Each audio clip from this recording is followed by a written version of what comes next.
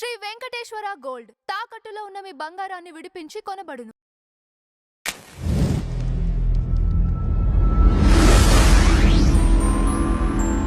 మీరు భగవద్గీత యూనివర్సిటీ అనుకుంటున్నారు కదా చాలా రోజుల నుంచి.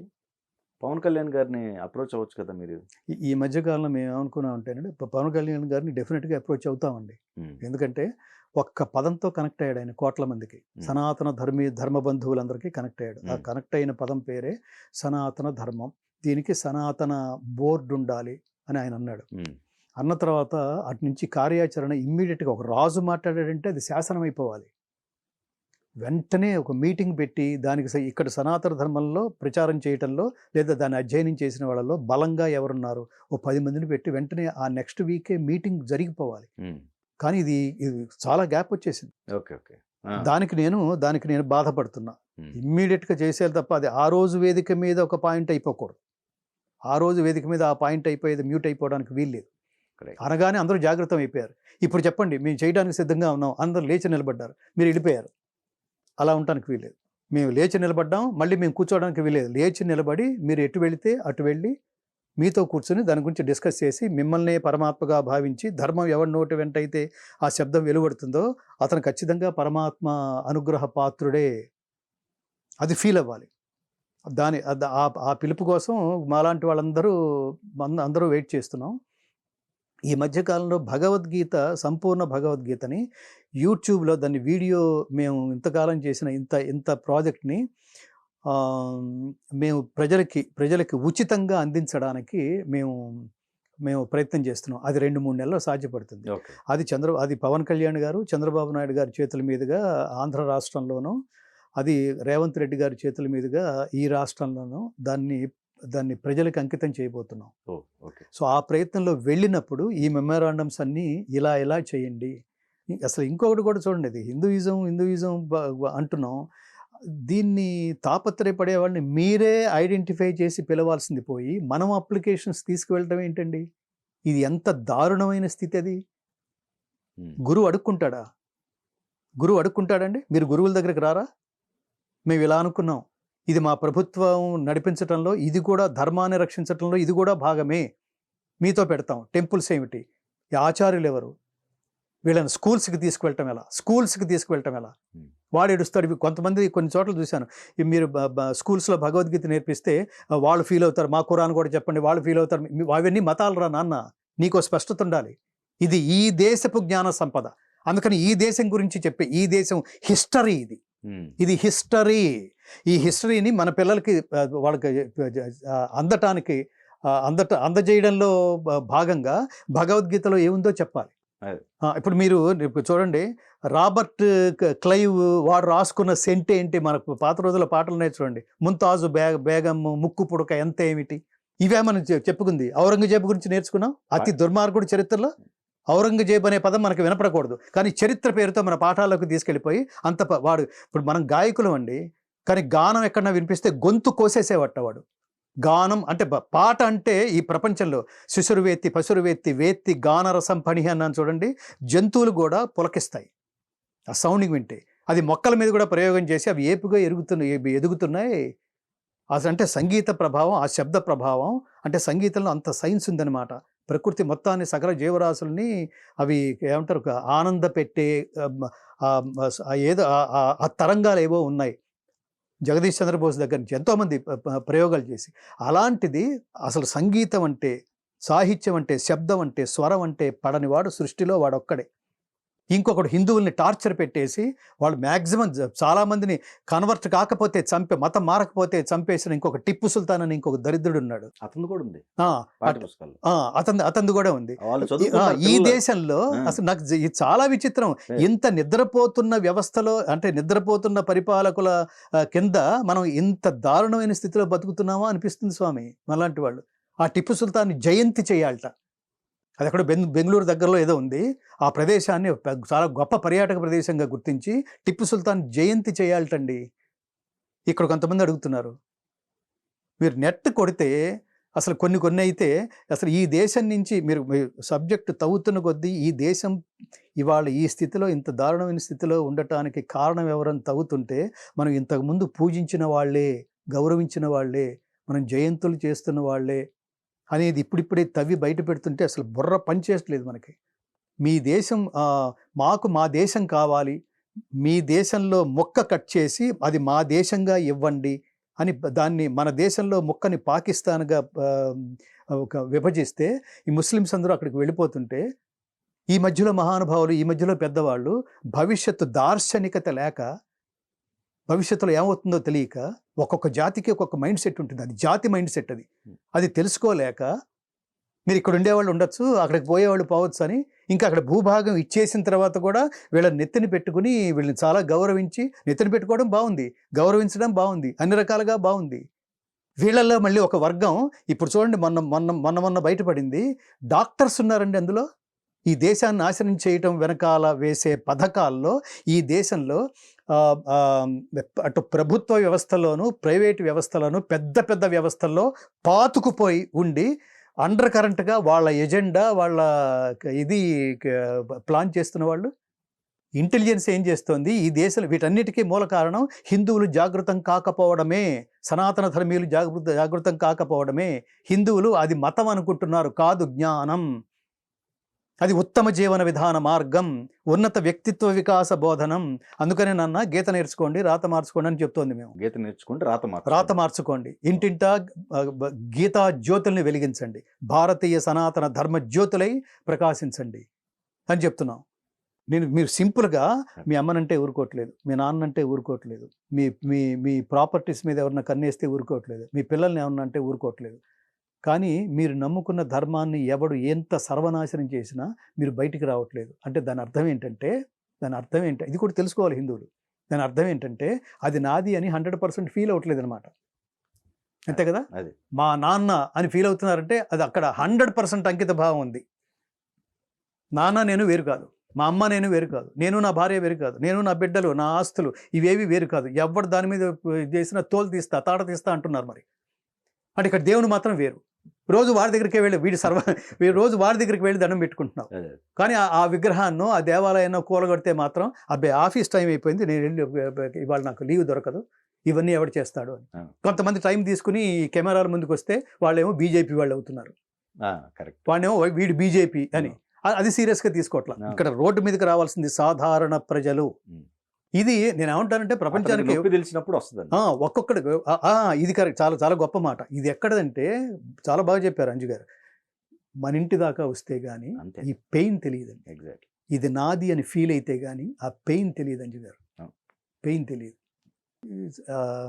వస్తుంది కానీ వస్తుంది. ఎప్పటికైనా తెలుసుకుంటారు. ఇవంతా ఏంటంటే ఇది ఒక చక్రం. మీరు ఇందాక చెప్పిన సిస్టము, వాళ్ళ ఆలోచన విధానాలు, కుటుంబ వ్యవస్థలు, ఆహారాలు, అలవాట్లు, చీప్గా బతికేయటం, ట్రెండ్ అనుకోవటం, ఈ చెత్తా చెదారాలన్నీ మనం ఈ డ్రెస్సులో అసలు వినకూడని మాటలు మనం చాలా మాట్లాడుకున్నాం కదా. ఇదంతా చక్రం. ఒక దశలో అంత దారుణంగా ఉంటుందన్నమాట. రెండవ దశలో దీని నుంచి నేర్చుకుంటారు, చిచి అట్లా ఉండటానికి వీల్లేదని. ఇవాళ చూడండి, మా పిల్లలకి దయచేసి మా అబ్బాయికి ఏదో సంబంధం వచ్చింది ఈ మధ్యన.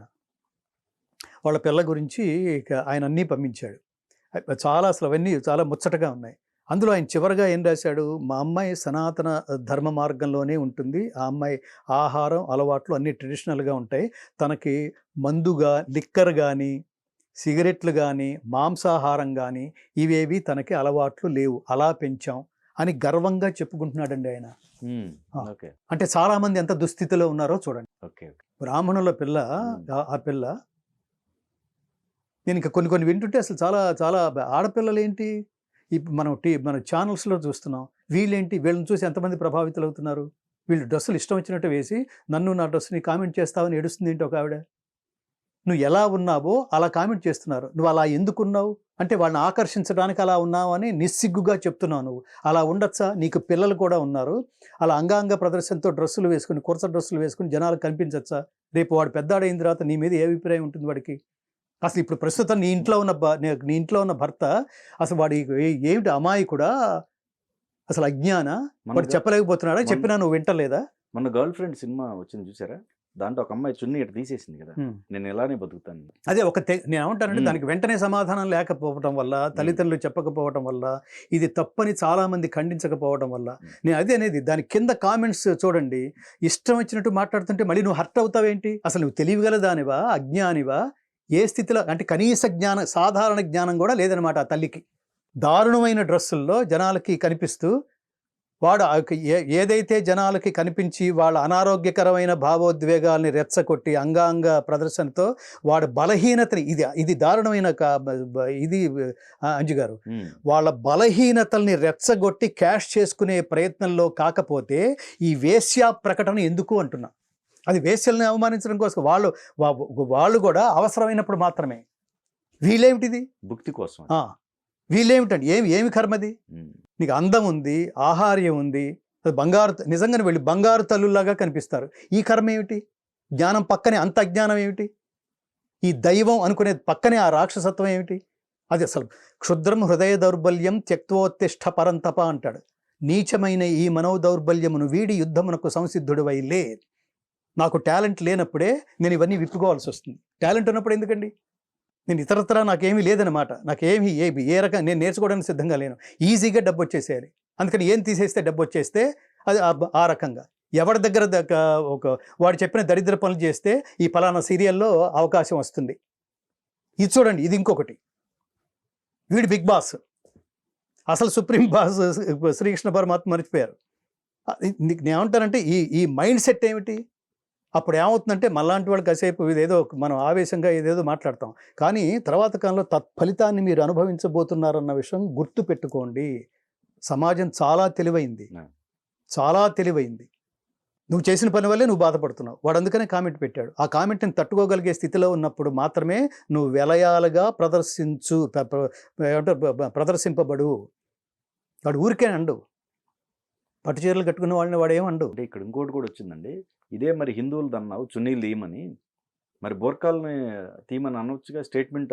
ఏదో ఇంకా ఏమంటానంటే అదే వీటి మీద మనం గంటల తరబడి కామెంట్ చేసినా కూడా అవన్నీ టైం పాసే అవుతుంది. సమాజం అంతా అలాగే అవుతుంది. పైగా రెండోది ఏంటంటే అసలు ఒకప్పుడు టీవీ ఛానల్స్లో మా రోజులంటే దూరదర్శన్లో అక్కడ కనపడడం లేదా పేపర్లో కనపడడం అంటే ఎన్ని అచీవ్మెంట్స్ ఉండాలండి. పేపర్లో ఊరికే రాదు. ఇంత ఫోటో వేసి ఇంత మ్యాటర్ రాయడానికి వాడు అచీవర్ అయి ఉండాలి. అది కూడా ఎక్కడో మూల వేసేవాడు. అవి రోజులంటే. ఇప్పుడు ఫిల్టర్ లేదు, ఇప్పుడు సెన్సార్ లేదు. ప్రతి వాడికి, ప్రతి దరిద్రుడికి హక్కులే. ఏది పడితే అది మాట్లాడేవాడికి దాని ఏమంటున్నారు, వాక్ హక్కు అంటున్నారా? వాక్ స్వాతంత్రం. నీకు అసలు స్వాతంత్రానికి నీకు అర్థం తెలుసా? స్వేచ్ఛకి, స్వాతంత్రానికి డిక్షనరీలోంచి కట్టుబాట్లు తీసేసేయండి, పోలీస్ వ్యవస్థ తీసేసేయండి, ఇష్టమైనట్టు బతికేసేయండి. అప్పుడు ఏమంటారంటే మనుషులు అనరు. మనుషులు అంటే జ్ఞాని, మానవత్వం అన్నవాడు, జ్ఞానం కలిగినవాడు, ఉచితానుచిత జ్ఞానం తెలిసినవాడు, వాడిని మనిషి అంటారు, వాడిని జ్ఞానం అంటారు. ఇష్టమైనట్టు ప్రవర్తించే వాళ్ళని ఏమంటారు? సమాజంతో సంబంధం లేకుండా అది ట్యాంక్ బండ్ మీదే 4 కాళ్ళు జంతువులు పోతుంటాయి, 1, 2 అక్కడే వేసుకుంటూ, దీనికి జనాలతో నాకేమి సంబంధం లేదనుకుంటూ. వాళ్ళకి నీకు తేడా ఏంటి? ఏ లిస్టులో చేరాలనుకుంటున్నావు? ఇవన్నీ పద్ధతులు కదా. అందుకని ధర్మం అంటే ఏమిటంటే నేను ఇలాగే వెళతాను అనుకునేవాడు ధర్మాత్ముడు, వాడు హీరో. నేను ఇలా కూడా వెళతాను అనుకుంటే దాని ఫలితం తర్వాత ఉంటుంది. అది గుర్తుపెట్టుకో. దాన్ని తట్టుకోగలిగే శక్తి ఉండాలి. నువ్వు నీలో కూడా ఎప్పుడో ఏదో పర్టికులర్ పాయింట్లో రియలైజేషన్ వస్తుంది. ఆ రియలైజేషన్ వచ్చే టైంకి అబ్బో వృద్ధనారీ పాతివ్రత్యమే అని కింద ఎవడో స్టేట్మెంట్ పెడతాడు. దాన్ని తట్టుకోలేవు నువ్వు. పాత ఫోటోలు ఏవో పెట్టి అప్పుడు అంత చేసావు నువ్వు, ఇప్పుడు నీతులు చెప్తున్నావు నువ్వు. నాకు భయం వేస్తుంది. ఎందుకు భయం వేస్తుందంటే వీళ్ళ ప్రభావంలో పడి మానసికంగా వీక్గా ఉంటారు చూడండి. నా భయం అదండి. సినిమాల్లో ఒక డైరెక్టర్ ఉన్నాడు, వాడు ఏది నోటికి ఏది వస్తే అది ఏది అనుకుంటే అది మాట్లాడేస్తాడు. ఏది అనుకుంటే అది మన ఇంట్లో వాళ్ళే ఊరుకోరు. ఏది అనుకుంటే అది చేసేది జంతువు. ఏం మాట్లాడితే దాని రిపర్కేషన్స్ ఎలా ఉంటాయో తెలుసుకుని మాట్లాడేవాడు జ్ఞాని. ఊరికనే రెచ్చగొట్టడం కాదు, నాలుగుంది కదా అని రెచ్చగొట్టడం కాదు, జాగృతం చేసేట్టు రెచ్చగొట్టడం వేరు. జాగృతం చేసేట్టు మాట్లాడాలి, మాట్లాడే ధర్మంగా మాట్లాడగలగాలి. ఇందాక వాచిక తపస్సు అన్నాను చూడండి, దానికి గౌరవం ఉంటుంది. మా నాన్నగారు చిన్నప్పుడు అనేవాళ్ళు, నాన్న క్రేజ్కి రెస్పెక్ట్కి తేడా ఉందిరా, క్రేజ్ మనం ఉండగానే పోతుంది, రెస్పెక్ట్ మనం పోయిన తర్వాత కూడా ఉంటుంది, దానికోసం ప్రయత్నించాలి నాన్న అని.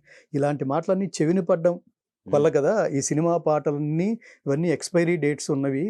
Hmm. ఎక్స్పైరీ డేట్ లేని సబ్జెక్ట్ కోసం వెళ్ళాలి అనుకుంటున్నప్పుడు అలా డిగ్ చేసి పక్కకు వెళ్ళి అలా డిగ్ చేస్తే దొరికింది భగవద్గీత.